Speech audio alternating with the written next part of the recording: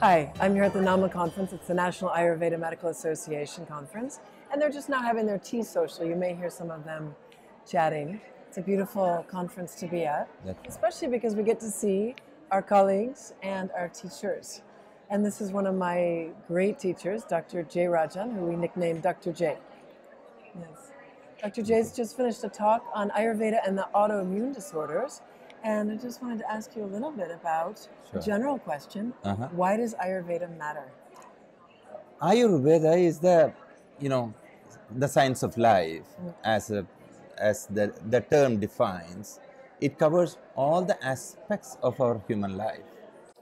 And what is really missing in the current world is we are more getting into our physical manifestation, our physical expression, our physical health.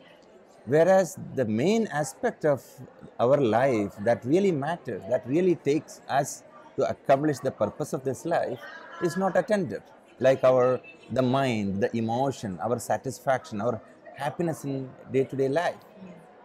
Because happiness is an emotion that really nurtures you, that really creates new tissue, that gives you energy, that satisfies you with the purpose of the whole what you are doing. And that is missing.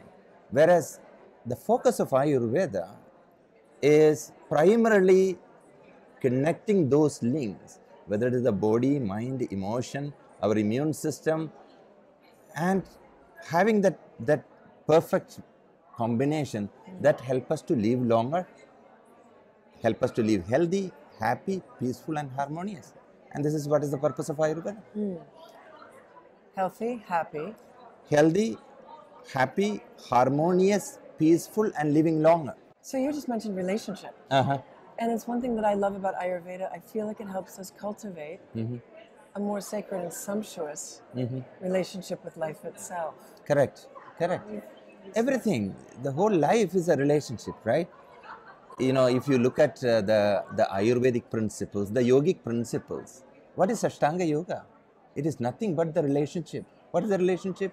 The Yama is the relationship, your relationship with your external world, through non-violence, through telling truth. The Niyama is your relationship with yourself, your cleanliness, your santosha, and Asana is about the relationship with your body and the body systems, relationship with your breath, pranayama, relationship with your senses, that is pratyahara, relationship with all these layers together, staying together, that is the Dharana, Dhyana, and Samadhi. So it's all, entire Vedic science is about the relationship, your relationship with yourself and your world, and how you are able to keep that harmony of your relationship so that you can live a peaceful, this happy, healthy, balanced, and harmonious life. So let's look at practical applications. You just gave a talk on autoimmune disorders. Correct. How does Ayurveda address that? And what's the difference between the Western medicine and allopathic medicine? What does Ayurveda bring that's unique? Sure. Autoimmune disorders, it's the number of autoimmune conditions and the patients are really increasing. Last few years, if you take the various surveys, what is autoimmunity? Autoimmunity is your own system acting against you. The immune system was supposed to protect you, balance you, keep you in the correct balance. That core system is the immune system according to Ayurveda. When that system which was supposed to protect you starts working against you, that is called autoimmunity. To explain that with a simple example, I always use about our relationship with our pets. Our systems, we need to take care of them. How you are feeding your favorite pet every day with the right food and love, care, compassion, cuddling. We need to do that with ourselves. We need to do that with ourselves. Whenever we are lacking in that, then there starts the inflammation. There starts the crisis. There starts the imbalances. The same pet you really, it's favorite. It's like your own life. That pet one day, for just joke, you start cornering the pet. Okay? If you are cornering your pet and you are staying in that way, initially the pet will think that you are playing with the pet. You continue to do that, then your pet will become silent and looking at you, what is going on. But if you really continue that cornering the pet, the same pet will jump against you and bite you. The same way our system also. Our heart is a pet. Our gut is a pet. Our mind is a pet. Every system is a pet. So you cannot corner when you eat unwholesome food. It is like cornering the pet. You are creating crisis in your gut, and you continue to do so, your gut will start acting against you. Yes. That can be leaky gut syndrome, that can be Crohn's, that can be ulcerative colitis. Or it's as simple as that. Yeah.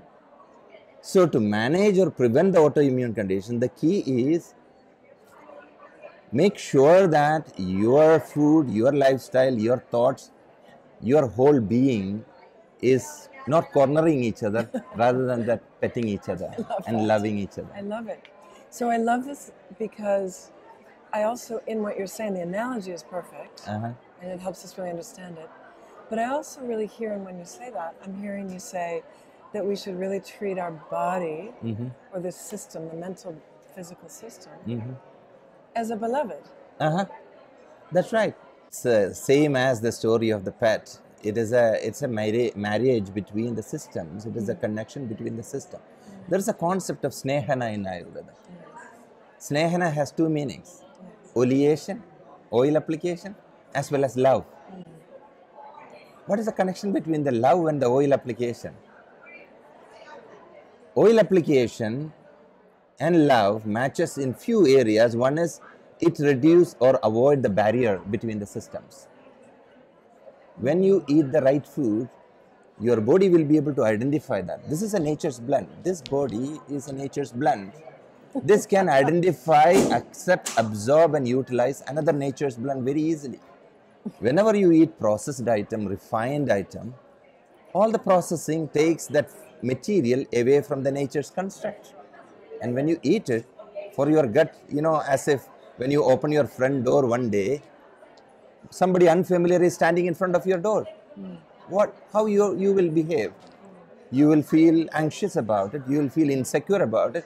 The same way when you eat processed food, the format is different from the natural format. For your body, it is somebody unfamiliar coming and intruding to the system. There will be reaction. That reactions are the inflammation, and inflammation is the root of every disease, even mental disorders. Right. So snehana, I like what you just said about how it helps to dissolve the barriers. Exactly. So the oil can be absorbed as love dissolves the barriers between us. Exactly. It's beautiful. Yeah. Where did you get this nature's blend? I like that a lot. That is what it is. Because, we started the journey as a single cell in mother's womb. From where it came. It is from the food of dad and food of mom and their thoughts, it is all created from the nature as a single cell. Then how you acquired all this body from where? Every day you are using the natural ingredients, food, water, breath and perception that created. So what is this? This is a nature's blend. Born from nature, maintained by nature, and going back to nature. Beautiful. But another thing I'm getting when you say that snehana has the two meanings is it's also the applicator, the one who gives the panchakarma treatments, the one who gives the Ayurveda treatments is also so loving. Definitely. I find that in the Ayurveda, the doctors, Vaidyas, the teachers, have a degree of compassion that first makes me feel so welcome into the tradition, and second, I feel delivers the medicine, delivers the healing. Even with Western practitioners of Ayurveda, I don't see it quite as much. Sure. I feel like the next book to write or the next teaching is the compassion that is inside of Ayurveda. Yes. Could you speak at all to that? Because you really do deliver. Sure. Compassion is the root of everything. Compassion is the root of everything. To be an Ayurvedic practitioner, when I teach my student, I always say that the first qualification to be an Ayurveda practitioner is to be a good human being who understands that there is no difference between me and my patient. There is no difference, right? Yeah. It's a part of the same existence, and his life is a part of my life. And I'm here to participate in this flow of nature. And it comes from the compassion, because when somebody comes and, for a consultation to you, what is the meaning of that? Somebody is coming and bringing their health and life and giving in your hand, saying that, please help me. It is so special. You are giving a piece of your life to somebody's life, for betterment of somebody's life. They are giving their piece of life to you, for you to, a space for you to contribute. It's a very divine process. Yes. So you have to be compassionate. Yes. Yeah. Otherwise, that won't happen. During your consultation, your each word creates the transformation. Beautiful. Ayurveda says that the healing starts in front of you, not after taking the herb at home. Nice. Right. Because in that relationship. The inspiration what you are providing, the hope what you are providing, the guidance what you are providing, and also empowering them, saying that, hey, the healing system is within you. When I hear that, hey, I have the capability to take care of my disease and heal it, I can play a good role than the medicine I am taking, it's an empowerment. Right. Ayurveda is a science of empowerment, a science of compassion, the science of living together with the nature. That's what Ayurveda is. Right. So you have to be like that, right, to be an Ayurveda No practitioner. wonder it's growing so rapidly. Across the globe, yeah. It's really different from even in sort of New Age healing modalities in the West. A lot of times there's this idea that you've done something wrong. So people will say your disease comes from your karma or from your thoughts or something. And even if there is a manavaha shorta aspect to disease, I don't think there's ever that kind of judgment coming from Ayurveda. There are two aspects I want to touch on that, about the feeling guilty, blaming myself, I have done something wrong. That itself creates disease. Two aspects. One, we born here, this is a flow. And life is very finite. Whatever happened is happened, whether knowingly or unknowingly. I can tell you a lot of stories about mothers when they come for the treatment for their child. They will disclose, they will say that, I feel really guilty because I didn't do this for my child when he was 2 years, and his food, I didn't know that this need to be done. I didn't know the importance of oil application as a baby. Many things, they feel guilty. I tell them, no, that is not right. If you are intentionally, you know that this will be helpful for my child, but I don't want to give to my child, then you should feel that is not the right thing. We are, every day in our life, for ourselves, for our family, we are trying to do the best. If we have done something wrong, at that point of time, our awareness, our knowledge was not up to that. It was not our mistake. And when you get the knowledge, then from that day onwards, you are going to correct it. You are going to. So no point in feeling guilty, feeling shame. Gone is gone. We need to take the experience as a training for us, not to repeat that again. That is the way we need to look at it. Otherwise, there will be enough to blame ourselves. And every blame creates, sadness or fear or insecurity or uncertainty. The four emotions that can burn you without fire. The four emotions that can aggravate vata and deplete you without any other reason. Wow, that's great. You can see, for me, in my experience, the Ayurvedic doctors really are the sages of modern time. We did talk earlier about the autoimmune disorders. And you did say that there's, in order to prevent or as part of the reversal of the diseases, it's good, wholesome food and cultivating a good relationship with nature's blend. So as you were saying that, just to come back to it, I'm actually thinking, is there anything when we look at Ayurveda, is there anything where we're not actually saying that the underlying help for it is good, wholesome diet and good relationship with nature?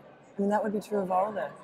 For everything, for every disorder, for every situation, there are only two reasons for the problem which you can controllable. Two controllable reasons for the disease and two controllable options for you to heal yourself. Both are same. Ahara and Vihara. Ahara means the inputs. There are only four inputs in our life: food, water, breath, and perception. That's it. Vihara means the lifestyle. What is lifestyle? What we do on a day-to-day basis in our life is our vihara. These are the only two options a human being has to take care of themselves, to heal as well as prevent. Beautiful. So what are, let's say, one or two, even three things that people can do? Everyone can do, no matter the dosha, no matter the health or wellness. Okay, so Ayurveda is a science that always, it zooms out and see everything is a part of one. That is the first thing, is zooming out and seeing everything as one. Then zooms into your individual constitution, into your individual stage of the disease. So it is, first you zoom out, then you zoom in. Okay. So zoom out means there are living principles suitable for everybody, right? Eating in the right time, eating the right food, eating, on the regular basis, drinking water in the right quantity, right way, sleeping, in the right time for the right duration. There are a lot of general principles that everybody need to follow the same way. Then of course there are constitution based and condition based and all those things. As you start to zoom in. Yeah. The three pillars are same for everybody. Ahara, that is the inputs. Yes. Nidra, the sleep. And Brahmacharya. Brahmacharya, it's a little bit of a controversial subject because it is explained in different ways. But primarily there are two types of Brahma. Brahmacharya means Brahma, the creator. Charya means following. You follow the purpose of your life through your good practices, disciplines and principles. That is the simplest meaning of Brahmacharya. And according to what path you are taking in your life, you can decide what should be your routine, what should be your path. Yes. Because for a worldly person, having the proper regimen, food, routine and relationship, that's a part of the Brahmacharya. Beautiful. Abstaining from sex is not a part of Brahmacharya in a laukika or worldly life. Because the worldly life can survive and sustain only through the act of relationship and sex and progenies, etc. Right. So these are the three things that is universal. Inputs, sleep, and a balance or a discipline or a principle of living. Sort of faith almost, but in action. In action, Yes. in action. Yes. What you do, what you talk, whatever role you are taking. As a kid, you have a certain dharma to do, certain duties. Yes. As a parent, you have certain dharmas to do. As a teacher, you have a dharma to do. As a student, you have every role. We take lot of roles in our life. Every role. Whenever you are trying to do the best, sincerely, true to yourself and sincerely you are trying to do, that is called Brahmacharya. Beautiful. You are so inspiring. Thank you. Thank you. Thank you for coming to America. Thank you. Thank you for spreading this wisdom. Sure. Executive Director of Kerala Ayurveda Academy and the Executive Director, Executive Doctor at Kerala Ayurveda Clinic. And that is no longer in Fremont, California. It's in the town next door called Milpitas. Milpitas, California. Which is Silicon Valley. Yeah. Do you have any last thing you'd like to share with the world? Any inspiration or message? Of course. My life, I feel that I'm here for this purpose. Every day I feel that. And that makes my life always, my student asks me, you teach a lot, you practice a lot. Are you feeling tired? I don't feel tired even one moment.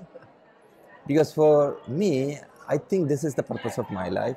And it is a blessing to have the opportunities what I have to do exactly what I wanted to do. To the core, I am a clinician, but I love teaching.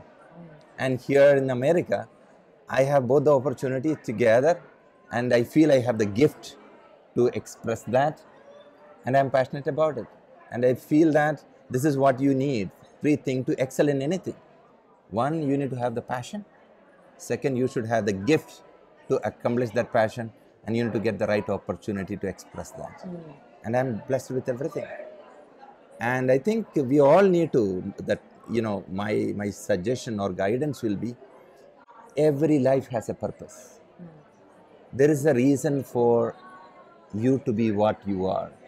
There is a reason for you to be where you are. Just accepting your reality. Life is not always smooth.